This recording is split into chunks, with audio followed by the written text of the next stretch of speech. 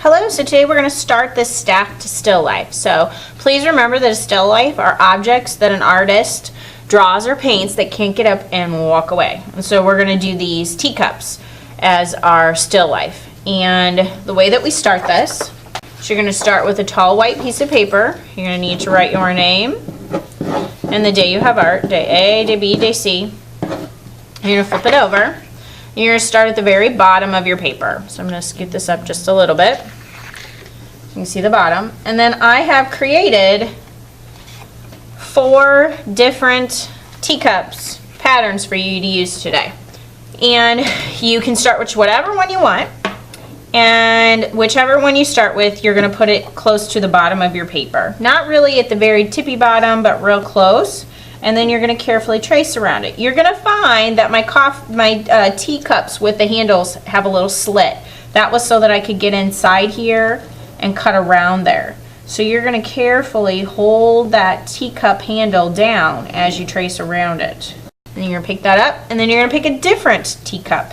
So I'm going to put this one here. Now, if I put this one here, it wouldn't fit in the opening of this teacup, because this handle, this spot on my teacup is just much wider than that. So in order to get this to sit, I'm going to have to tilt this with the handle up outside of the bottom teacup so that it looks like this one's resting inside the first one. And it's going to be a little crooked, and that's okay. I could also flip it and put the handle on this side.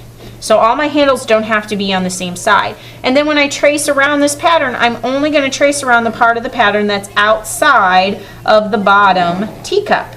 So you're going to very carefully trace around the pattern. See, again, this handle is split open, so you have to be careful.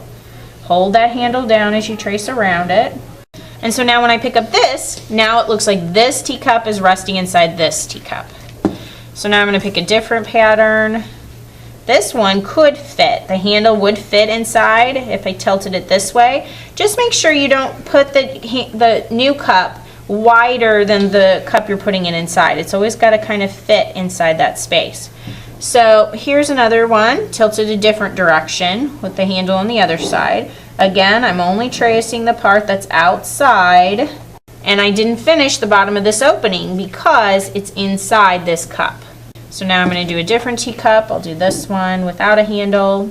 And you don't want to set them like right on top of each other where they don't look like they're inside each other, because they wouldn't sit like that. They would sit inside each other. So I'm going to try and make this one go a little bit straighter because I'm starting to kind of curve this direction. If you want to make them all curve almost like they're going to fall over, that's okay too. So now I'm going to do another teacup. This one I'm going to tilt it a little bit more. Trace only what's outside the bottom teacup. You know it's your last one when you're close to the bottom. Now it's not fitting on my paper, so maybe I'll pick a different one so that it will for sure fit on my paper. I don't want them hanging off if you can avoid that. Alright, so there's my stack of teacups. I can please take care of my patterns and return those to me. Now you're going to take a black permanent marker and you're going to trace an outline all of your teacups very carefully and neatly. I also like to draw the side of the teacup, sort of close off the handle here, but you don't have to draw those lines there if you don't want to. Okay, then I want you to take your eraser and erase any stray pencil lines that you didn't trace over. Okay, now inside each of these teacups I want you to draw a pattern. Stripes, polka dots, zigzags, wavy lines. Now with this pattern, I was trying to follow the curve of the outer edge of the teacup. Now I'm drawing these patterns straight with marker. If I make a mistake, I cannot erase it, so I have to make it work. You might want to draw your pattern with pencil. Alright, so now that all of my teacups have a different pattern on them, I'm going to use colored marker to color them in. And you can use the same colors throughout your whole stack. You can limit your color choices to 2 or 3 colors and just stick with those for your entire set of teacups, or you can do completely different colors on each one. I want you to neatly color in solid with marker. So remember, when you color with marker, large areas use the diagonal tip of the marker. If you use this pointy tip of the marker, then it's going to take you forever to color in.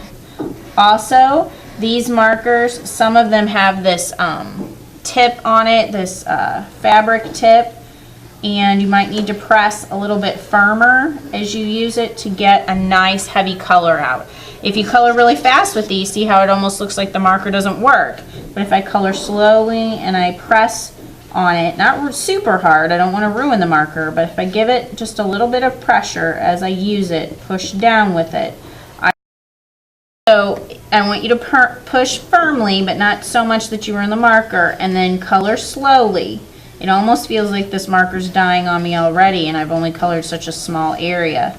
I'm not real happy with the tips of these markers this year. They don't color very heavily. So you might have to go back over the area a couple of times, pressing firmly to fill in, just like I did.